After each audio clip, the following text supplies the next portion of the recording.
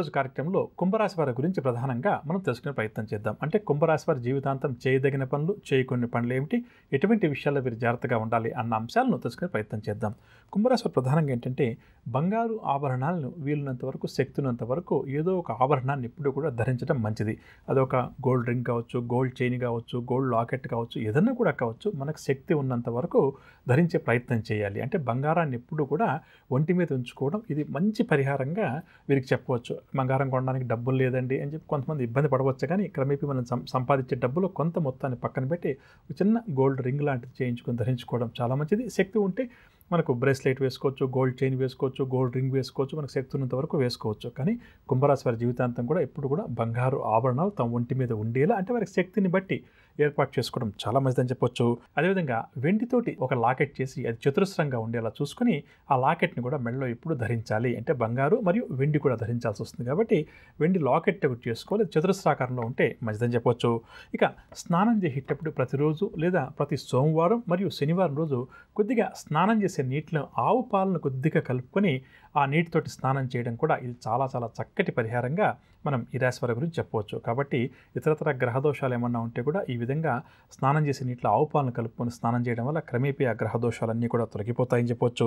అదేవిధంగా గోధుమ పిండితోటి రొట్టెలు తయారు చేసి, అంటే చపాతీలు అంటాం, రొట్టెలు అంటాం కదా, తయారు చేసి ఆ రొట్టెలు కాలిన తర్వాత పూర్తిగా కొద్దిగా దాని మీద 1-2 చుక్కలు ఆవ నూనె వేయాలి. అంటే బాగా కాలిన రొట్టెల మీద కొద్దిగా ఆవ నూనె, అంటే 1-2 డ్రాప్స్ వేయాలి.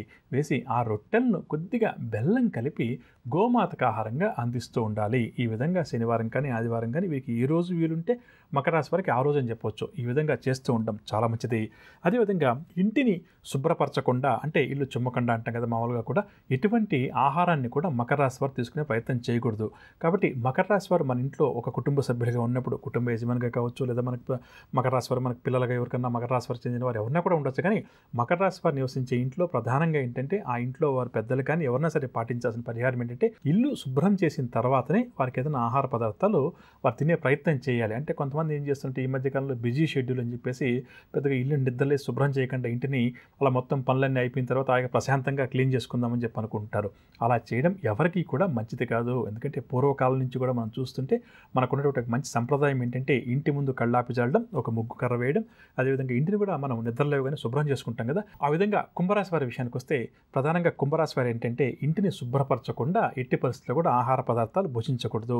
అదేవిధంగా వీరు ధరించే దుస్తుల విషయంలో కూడా చెమట ఎక్కువగా పెట్టేటువంటి దుస్తులు ఏవైతే ఉంటాయో, అంటే పాలిస్టర్ అంటాం కదా, అటువంటి దుస్తులను వీరు సాధ్యమైనంత వరకు కూడా ధరించకూడదు. ఎక్కువగా కాటన్ వస్త్రాలు, నూలు వస్త్రాలు అందరికీ అర్థం ఉంటాయి. అటువంటి వాటిని కుంభరాశి వారు ఎక్కువ కూడా ధరించాల్సి వస్తుంది.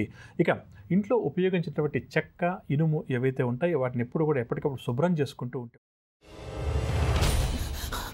నువ్వు ఇంకేమన్నా చెప్పాలా? ఇంకేమన్నా అబద్ధం చెప్పాలనుకుంటే చెప్పేయి. నేను చూడాలనుకుంటున్నాను నన్ను మోసం చేయడానికి నువ్వు ఎంత నీచానికి దిగజారగలవు అని. ఎందుకు ఆలియా, ఎందుకు నువ్వు ఇలా చేసావు? నీకు తెలుసు కదా నానమ్మ తర్వాత నీ ఒక్కదానిని కదా నేను పూర్తిగా నమ్మేది. ఏమన్నావు నువ్వు? ఈ మధ్య అన్నిటినీ మర్చిపోతున్నావా? అది చాలు. వాటిలో ఉన్న శక్తి విషయాన్ని గ్రహించి మనకు వివరిస్తాయి.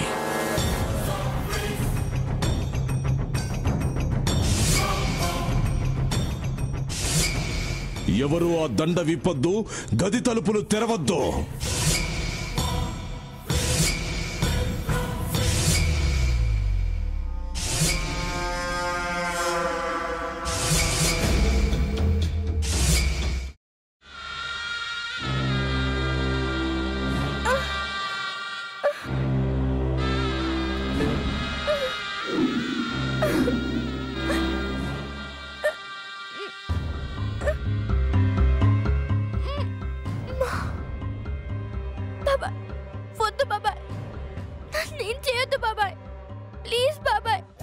నీకు నిజం తెలిసినప్పుడే నా ఆలోచనలో నువ్వు చచ్చిపోయావు.